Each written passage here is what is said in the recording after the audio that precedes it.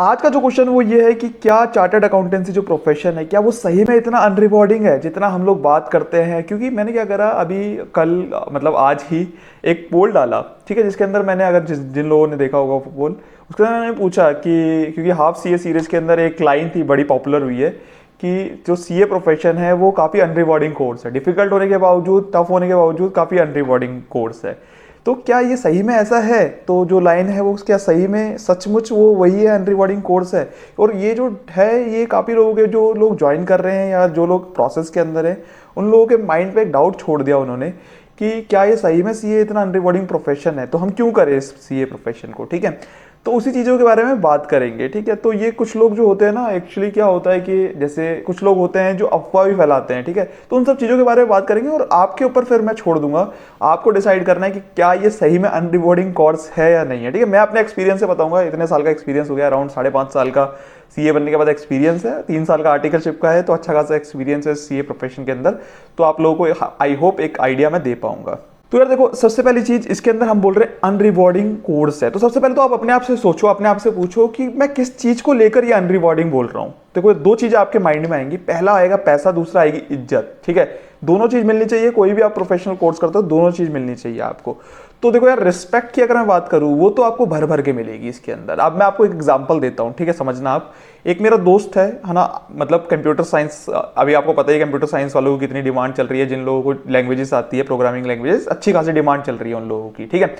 तो आप चीज समझना कि क्या हो रहा है कि एक मेरा दोस्त था, मेरे साथ जा रहा था, तो उसको जब जब एक बंदा हम लोगों को मिला, ठीक है, एक पर्सन हम लोगों को मिला, और जब उसको पता चला कि यार वो एक कंप्यूटर साइंस में काम करता है, मतलब कंप्यूटर साइंस की प्रोफाइल में, और वो मेरे से काफी अच्छा पे अर्न कर रहा है इस वक्त, ठीक है, काफी अच्छा अमाउंट अर्न कर रहा है इन कंपेरेबल टू जो मैं अभी अर्न कर रहा हूँ, है ना।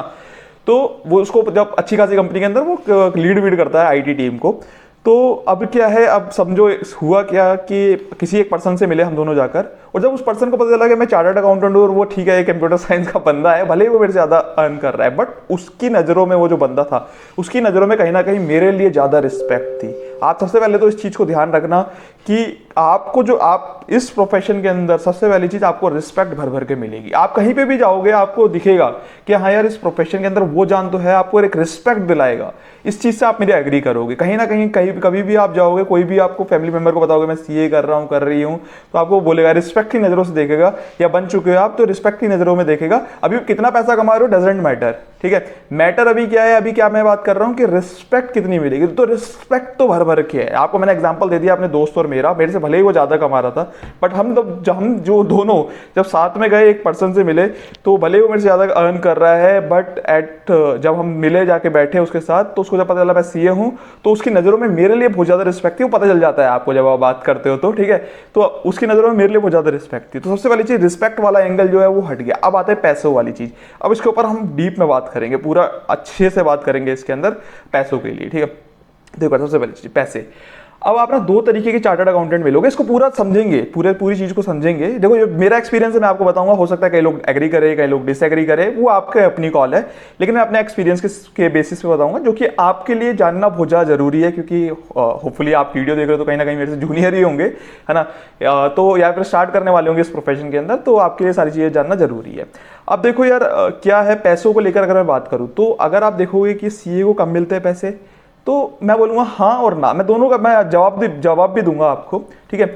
तो आप देखोगे जो कुछ चार्टर्ड अकाउंटेंट होते हैं ना, अभी भी आप जो मतलब अगर आप मेट्रो सिटी के अंदर हो तो आपको देखेंगे चार्टर्ड अकाउंटेंट एटलीस्ट, अगर मैं बात करूं आज की डेट में, कम से कम आपको 45-50 हज़ार रुपए कमाते हुए मिनिमम आपको मैं बता रहा हूं मिलेंगे, 45-50 हज़ार रुपए, ठीक है। वो भी 45-50 हज़ार रुपए वो जिनकी आर्टिकलशिप अच्छी जगह से नहीं हुई होती, एक मिड साइज फर्म से हुई होती है, और मतलब इतना अच्छा एक्सपोजर नहीं मिला होता उनको, तो मैं उनकी बात कर रहा हूँ, ठीक है।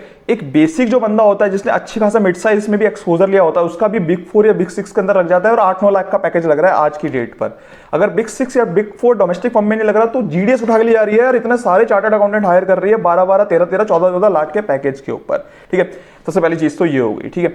तो मिड साइज फर्म के अंदर भी आपको अच्छा एक्सपोजर है। अब आप बोलोगे बिग 4 और बिग 6 वाले क्या करेंगे, वो क्या करते हैं, वो इंडस्ट्री चले जाते हैं, क्योंकि उनको वहां पे अच्छी अपॉर्चुनिटी मिल जाती है, क्योंकि जो इंडस्ट्रीज होती है वहां पे अच्छे अच्छे पैकेज मिल जाते हैं। तो उस चीज के बारे में तो हम बाद में बात करेंगे। अभी हम बात कर रहे हैं, देखो यार, जो अच्छी क्रीम प्रोफाइल है वो तो ठीक है, चार्टर्ड अकाउंटेंट के अंदर जो क्रीम प्रोफाइल है उनको तो बढ़िया, आप आर्टिकलशिप के अंदर भी बिग फोर के अंदर उनको मिल जाएगा, और इंडस्ट्री के अंदर भी जब वो सीए बनेंगे तो 15-15, 20-20, 25-25 लाख का पैकेज मिल जाएगा। लेकिन अगर मैं बात करूँ जो मेट्रो सिटीज़ होती है उसके अंदर क्या रहता है, मेट्रो सिटीज़ के अंदर जब आप मिड साइज फर्म के अंदर काम करते हो तो आपको, जैसे मैंने बोला कि अगर आपका थोड़ा थोड़ा बेसिक भी एक्सपीरियंस है, थोड़ा बहुत रफ एक्सपीरियंस है, आप जानते हो चीज़ों के बारे में, तो 45-50 हज़ार रुपये की जॉब आपको मिल जाएगी। ठीक है, 45-50 हज़ार की जॉब मिल जाएगी, मेट्रो सिटीज़ की मैं बात कर रहा हूँ। और अच्छा खासा एक्सपोजर ले लिया आपने, थोड़ा बहुत ठीक ठाक एक्सपोजर ले लिया, तो आपको बिग सिक्स में आराम से मिल जाएगा। अगर डोमेस्टिक फर्म में नहीं मिलेगा तो जीडीएस के अंदर मिल जाएगा। इंग्लिश थोड़ी सी ठीक होनी चाहिए, आपकी इंग्लिश थोड़ी सी ठीक होनी चाहिए, उसको इंप्रूव करो। English communication skills is must, ठीक है, वो चीज़ आपकी होनी चाहिए। आपके पास बेसिक एक्सपोजर भी है मिड साइज फर्म के अंदर, टेक्निकल स्किल्स भी है आपकी, तो आपका ईजिली हो जाएगा वहां पर। ठीक है, तो आपको सबसे पहली चीज समझ में आई। अब यहाँ पे हम बात करते हैं कि कुछ चार्टर्ड अकाउंटेंट हम भैया सुनते हैं कि 25,000 कमा रहे हैं, 30,000 कमा रहे हैं, 35,000 कमा रहे हैं, वो कौन सा चार्टर्ड अकाउंटेंट है फिर? यस, वो चार्टर्ड अकाउंटेंट भी है। लेकिन आप ना एक बार ना एक काम करना, क्योंकि देखो यार मैं तो काफी चार्टर्ड अकाउंटेंट से मिलता हूं और मुझे भी पहले ये चीज लगती थी, और ये पता कौन बोलते हैं, ये जो नए नए चार्टर्ड अकाउंटेंट बने होते हैं ना, या जिन लोगों का नहीं निकल रहा होता, देखो यार जो है, मैं ब्लंटली बोलूंगा, जो भी चीज़ है यहाँ पर, जिन लोगों का नहीं निकल रहा होता है, जो नए नए चार्टर्ड अकाउंटेंट बनते हैं, वही आपको ये चीज़ बोलेंगे कि यार सीए बनने के बाद कुछ नहीं रखा, ये है वो है ना। द पॉइंट इज कि यहाँ पर क्या है कि अगर आप देखोगे जो लोग सीए बनते हैं और जो लोग 25-30 हज़ार रुपये की जॉब करते हैं, आप एक बार जाके मिलना उनसे, ठीक है, आप जाके मिलना और आप उनसे कम्युनिकेट बात करना एक बार, ठीक है, आपको पता चलेगा यार वो उसी के लायक है। ऑनेस्टली मैं आपको चीज़ बता रहा हूँ, मतलब मेहनत उन्होंने पूरी करी है, सीए का एग्जाम निकाला है, लेकिन आप चीज़ समझो यार, सीए का एग्जाम निकालना is just a correspondence course. ये ओपन ही कोर्स ही तो है, आपकी क्या चीज, क्या स्किल्स इंप्रूव हो रही है, ठीक है, नेगेटिव पॉजिटिव नहीं बोलूंगा उस चीज के बारे में, बट क्या स्किल्स इंप्रूव हो रही है? जो अभी कोर्स है, कॉरेस्पॉन्डेंस कोर्स है आपका, कोई स्किल्स इंप्रूव नहीं हो रही। स्किल्स कहां पे इंप्रूव हो रही है? आपके प्रैक्टिकल एक्सपीरियंस के बेसिस पे। समझना आप इस चीज को, अगर आपके पास थ्योरेटिकल नॉलेज है, सिर्फ थ्योरेटिकल नॉलेज है, आपके पास प्रैक्टिकल एक्सपीरियंस नहीं है, उन लोगों को 25-30-35 हज़ार रुपए की जॉब मिलती है। मैं क्यों दूंगा यार?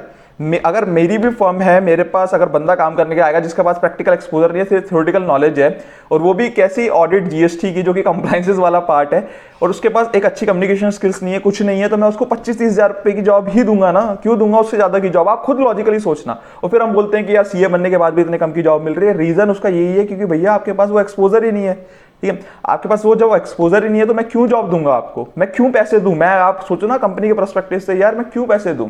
ठीक है, और आपको ऐसा देखो यार, अगेन यहाँ पर क्या है, मैं ये पहले ही बात कर चुका हूँ इस चीज के बारे में, दोबारा बात कर रहा हूँ। आपको ऐसा काम तो नहीं कर रहे ना सीए बनने के बाद कोई, देखो यार, जब आप दो तरीके के सेंटर्स होते हैं, एक होते हैं प्रॉफिट सेंटर, एक होते हैं कॉस्ट सेंटर, ठीक है, इस चीज के बारे में बात कर चुका हूं मैं। कॉस्ट सेंटर यानी कि हम जो चार्टर्ड अकाउंटेंट्स होते हैं, जो जीएसटी ऑडिट के अंदर जाते हैं। देखो यार, चार्टर्ड अकाउंटेंट्स के लिए काफी varieties of scope of work अभी ओपन है ना, लेकिन हम फिर भी वो जीएसटी ऑडिट उसी के अंदर घुसे जा रहे हैं, ठीक है, जो चीज है वो चीज है, मैं आपको वो चीज बोल रहा हूं। अब यहाँ पर क्या है, जीएसटी ऑडिट के अंदर क्या होता है, कंप्लायंस वाला पार्ट होता है, which is compulsory, basically compliance part है, which is compulsory by the government, that you have to do as if you are running a business, आपको वो चीजें करनी पड़ेंगी। तो जहां पर ये कंप्लायंस वाला पार्ट है, और इंडिया का माइंडसेट ये है कि यार मतलब मेरी ग्रोथ तो कहीं नहीं हो रही ना, इंडिया का माइंडसेट ये है अगर मैं कोई कंप्लायंस फुलफिल कर रहा हूं तो मेरा कॉस्ट ही है, फालतू ही कॉस्ट लग रही है। तो आप ये समझना यार, एमबीए वाले जो लोग होते हैं, है ना, एमबीए वाले जो लोग होते हैं वो क्या करते हैं, आपके बिजनेस को समझ के, अगर कंसल्टेंसी प्रोफाइल के अंदर है तो यार आपके बिजनेस की ग्रोथ करेंगे। आईटी वाले हैं वो क्या करते हैं, आपके सॉफ्टवेयर्स बनाते हैं ताकि आपका बिजनेस और बढ़िया तरीके से रन हो सके।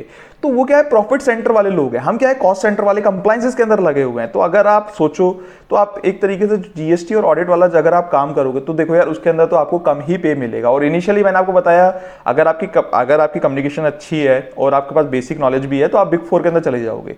बट अगर आपके पास वो कुछ भी नहीं है तो यार अगर आप मतलब समझो बिग फोर में जाओगे तो बड़े बड़े क्लाइंट के साथ डील करोगे, कम से कम उनकी अंडरस्टैंडिंग होती है, कंप्लायंस की कॉस्ट पे करते हैं वो लोग, इसलिए बिग फोर के अंदर आपको ज्यादा मिलता है। लेकिन अगर आप छोटी फर्म में जाओगे तो यार जो क्लाइंट होता है, छोटे छोटे जो फर्म वाले होते हैं भाई, वो क्लाइंट से पैसा निकलवा ले, वो मैं आपको बता रहा हूँ ना, मेरे को प्रैक्टिस का एक्सपीरियंस है, क्लाइंट से हम लोग पैसा निकलवा ले वही काफी है ना। इतने बैड डेब्ट्स होते हैं एक लेवल पर, इतने बैड डेब्ट्स होते हैं, मतलब इनिशियली तो मेरे को याद है जब मैंने प्रैक्टिस स्टार्ट करी थी तो बहुत बैड डेब्ट हुए थे। तो यार क्योंकि आप इनिशियली इतने टर्म्स के साथ नहीं कर पाते, अब तो मैं एडवांस मांग लेता हूं कभी जब मेरे पास कोई नया कस्टमर आता है। बट द पॉइंट इज कि अगर आप पहले इनिशियल लेवल पे होते हैं तो ये सारे बैड डेब्ट्स होते हैं, तो वो चीज आपको कंसीडर करनी पड़ेगी यार। अगर कोई फर्म आपको हायर कर रही है तो आपको 20-25 हज़ार से ज्यादा क्यों देगी जब आपके पास वो टेक्निकल से नहीं है, आपने वो आर्टिकलशिप के अंदर उतना अच्छा काम ही नहीं करा, ठीक है। मे बी आपकी गलती है या नहीं है मेरे को नहीं पता, बट द पॉइंट इज आपके पास कहीं ना कहीं चांस था, बड़ी सिटी में जाके आप कर सकते थे। अगर आप मतलब जो आप छोटी सिटी के अंदर काम कर रहे हो, अब यार अगर कोई आईआईटी के लिए कर रहा है, कोई आईआईएम के लिए कर रहा है, तो वो भी तो अपनी सिटी से बाहर जाते हैं ना। तो आप क्यों नहीं जा सकते, आप भी जाओ यार। और अगर आप बड़ी सिटी के अंदर आके आप एक्सपोजर ले रहे हो, तो अगर बिग फोर के अंदर एक्सपोजर मिल रहा है तो अगेन यार, अगर आप बिग फोर के अंदर आर्टिकलशिप कर रहे हो तो आप उसके बाद तो आपका जो चार्टर्ड अकाउंटेंसी का जो आपका लाइफ है वो सेटल है, ठीक है। उसके बाद आपको क्योंकि अच्छी इंडस्ट्री मिल जाती है, आपको कहीं पे भी कोई रुकावट नहीं होती आपके जो आपके जर्नी के अंदर, ठीक है।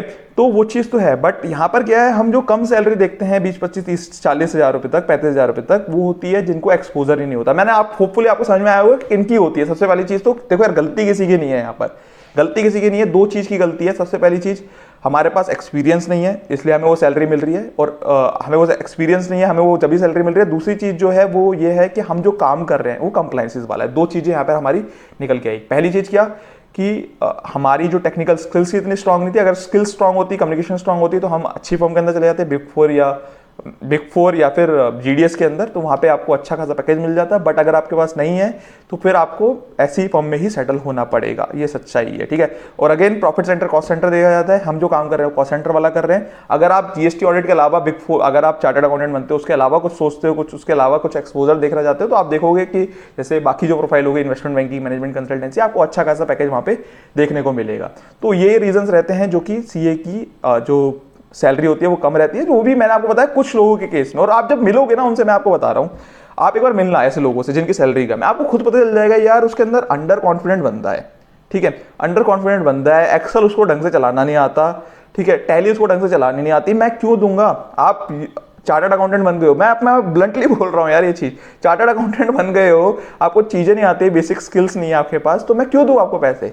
आपको मैं 25, 30, 35 हज़ार ही दूंगा, उससे ज्यादा नहीं दूंगा। और खुद सोचो, आप खुद सोचो, ऐसा कोई काम ही नहीं कर रहे आपके, मैं आपको 1 लाख रुपए दे दूं सैलरी, है ना। अगर आप छोटी फर्म में जा रहे हो, वहां पर आप काम कर रहे हो एज ए चार्टर्ड अकाउंटेंट, तो आपको उससे ज्यादा नहीं दूंगा। और आपकी गलती है या नहीं है, आपकी गलती है या नहीं है, आपको आर्टिकलशिप में एक्सपीरियंस मिला या नहीं मिला, ठीक है। बट द पॉइंट इज कि अगर आपके पास एक्सपीरियंस नहीं है तो आपको उतनी ही सैलरी मिलने वाली है। होपफुली आपको समझ में आया होगा। अब पॉइंट इज कि क्या जो बाकी के जो बंदे होते हैं, आईआईटीएन, आईआईएम, सारे ही हमसे ज़्यादा कमाते हैं? देखो यार, अगेन यहाँ पर क्या है, जैसे मैंने आपको बताया, क्रीम लेयर के साथ आप क्रीम लेयर को कंपेयर करो। आप जो बिग फोर के जो आर्टिकल है, जो अच्छी क्रीम लेयर है, जो चार्टर्ड अकाउंटेंट बन रहे हैं, उनके पैकेजेस को आप कंपेयर करो विद आईआईटीएंस, आईआईएम, ठीक है। अभी तो यार देखो, ये जो आईआईटी में भी देखो, मैं आपको बता रहा हूँ, सिर्फ स्पेसिफिकली कंप्यूटर साइंस वाला जो प्रोफाइल है उसके साथ आप कंपेयर करोगे तो आपको दिखेगा, डिफरेंस दिखेगा। क्योंकि कंप्यूटर साइंस के अंदर, जैसे मैंने आपको बताया, अभी तो बूम चल रहा है, इतना तगड़ा बूम चल रहा है उसके अंदर। मतलब अगर कोई बेसिक भी कंप्यूटर साइंस जिसको आइडिया है, उसको 5-6-7 लाख का पैकेट मिल रहा है, फ्रेशर, ठीक है, 5-6-7 लाख का पैकेज मिल रहा है। बट अगर आप आईआईटी से हो तो फिर सुबह लल्ला, मतलब 20-22 लाख का पैकेज भी मिल रहा है, ठीक है, कंप्यूटर साइंस के अंदर। बट अगर मैं बाकी चीज़ों की बात करूँ तो इतना कोई ज़्यादा पैकेज नहीं है उनका। बाकी जो प्रोफाइल्स होती हैं, ठीक है, जब मैकेनिकल इंजीनियरिंग हो गई, इलेक्ट्रिकल वाले हो गए, तो इनका प्रोफाइल, इनका कोई पैकेज नहीं होता 50 लाख, 20 लाख, 30 लाख, ऐसा नहीं होता। इनका बेसिक वही, मतलब 5-6-7-8 लाख, 9 लाख, 10 लाख, यही पैकेज जाता है इन लोगों का भी, ठीक है। क्योंकि अभी कंप्यूटर साइंस के बूम है, इसलिए उनको उतना पैकेज मिल रहा है। सेम ऐसे आईएम वालों के साथ भी है कि आईएम के अंदर भी ऐसा नहीं है कि सभी का वो हम देखते हैं 20 लाख, 30 लाख, 50 लाख पैकेज लग रहा है। हम जो क्रीम, मतलब जो टॉप 3-4, जो 5 बंदे होते हैं, 6 बंदे होते हैं, उनका वो 50 लाख, 60 लाख का पैकेज जाता है। बट एवरेज जो एक लो जो सैलरी रहती है उसके अंदर भी वो 7-8 लाख से ही स्टार्ट होती है, ठीक है। तो ये चीजें रहती है उसके अंदर भी। मोस्ट इंपॉर्टेंट जो है वो ये है कि आपको होपफुली चीज समझ में आई होगी, मतलब समझ में आया होगा कि क्या कहने का मतलब है यहाँ पर। अगर मैं आपको कंक्लूड करूँ, इसको कंक्लूड करते हैं अब, तो हमने क्या बात करी। देखो, चार्टर्ड अकाउंटेंट जो है क्यों अर्न कम करता है? सबसे पहली चीज, पहला रीजन जो है वो ये है कि आपके पास एक्सपीरियंस नहीं है आर्टिकलशिप के अंदर, ठीक है। तीसरी जो चीज है वो ये है कि आप कॉस्ट सेंटर वाले काम के अंदर जाते हो, जीएसटी और ऑडिट के अंदर, जिसके अंदर कंप्लायंस वाले जो कॉस्ट होती है उसके अंदर क्लाइंट कम पैसा देता है, तो आपको इसलिए कम पैसा मिलता है। फिर उसके बाद हमने बात करी, फिर जो हम कंपेयर करते हैं आईआईटी, आईएम वालों के साथ, तो आईआईटी में भी हम कंपेयर करते हैं कंप्यूटर साइंस वालों के साथ। बाकी जो है, बाकी जो प्रोफाइल वाले हैं भैया, उनकी इतना सैलरी पैकेज नहीं है। कहीं आप सोच रहे हो कि वो भी ऐसे लाखों करोड़ों में खेल रहे हैं, ना ना ना, कंप्यूटर साइंस वाले सिर्फ खेल रहे हैं।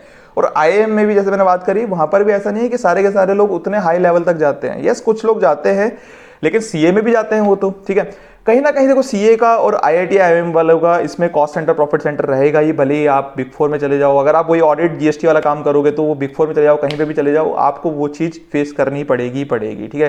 कंप्लायंस वाला काम कर रहे हो, कॉस्ट सेंटर है, कंपनी आपको उतना पे नहीं करेगी। लेकिन अगर आप प्रॉफिटेबल हो कंपनी के लिए, मतलब प्रॉफिट सेंटर हो, कुछ ऐसा काम कर रहे हो, कुछ तगड़ा काम कर रहे हो कंपनी के लिए, सीएफओ बन गए कंपनी के, तो फिर उस केस के अंदर कंपनी आपको एक असेट्स की तरह देखती है, कहीं ना कहीं आपसे देखती है कि वैल्यू आ रही है, तो आपको अच्छा खासा पे भी करती है उस समय पर, ठीक है। तो फिर आपको समझ में आया होगा। पूरा का पूरा जो गेम चलता है प्रॉफिट सेंटर और कॉस्ट सेंटर के ऊपर है, आपकी स्किल्स के ऊपर है, आपकी कम्युनिकेशन के ऊपर है, ठीक है। तो होपफुली आपको इस वीडियो का मजा आया होगा। वीडियो पसंद आए तो लाइक जरूर करना है, लोगों के साथ, दोस्तों के साथ शेयर करो जिन लोगों को डाउट है इस चीज को लेकर, और उनको भी बताओ कि क्या है सीए का राज, ठीक है। बाकी मिलते हैं इसी तरीके की अपकमिंग वीडियोस के अंदर। Thank you so much.